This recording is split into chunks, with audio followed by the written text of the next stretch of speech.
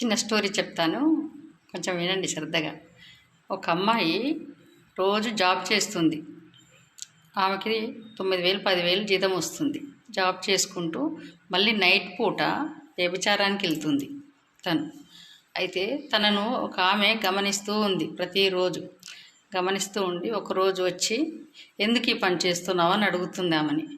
అడిగితే, ఒకసారి మా ఇంటికి వస్తారా అని అడుగుతుంది. అని తనను వాళ్ళ ఇంటికి తీసుకెళ్తే లేవలేని భర్త, తనకే అయితే అంట 8,000-9,000 మందులు, అత్త మామ, వాళ్ళు ముసలి వాళ్ళని ఏమే చూసుకోవాలి, 2 పిల్లలు, వాళ్ళు గవర్నమెంట్ స్కూల్లో వేసినా కానీ వాళ్ళకి మంచి చెడ్డ పుస్తకాలు, బట్టలు, స్కూల్ డ్రెస్సులు అన్నీ ఉంటాయి. ప్రతి ఒక్క పని అన్నీ ఈమెనే బాధ్యతగా చూసుకోవాలి. ఆమెకు వచ్చే 9-10,000 జీతము సరిపోక తను వ్యభిచారానికి వెళ్తున్నాను అని చెప్పింది.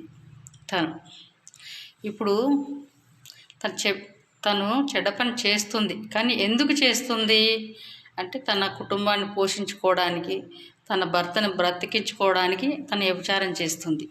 అది తప్పు కానే కాదు నా దృష్టిలో. మీరేమనుకుంటారో అది మీ ఇష్టం. కానీ కొంతమంది కుటుంబాన్ని పోషించుకోవడానికి తప్పు చేస్తే, మరికొంతమంది ఒళ్ళు బలిసి తప్పు చేస్తారు. ఇది వాస్తవం. ఒళ్ళు బలిసి తప్పు చేస్తారు. కొంతమంది ఏం చేస్తారంటే, మంచి వాళ్ళ మీద కూడా బురద జల్లి తప్పు చేసే విధంగా కూడా చేస్తారు.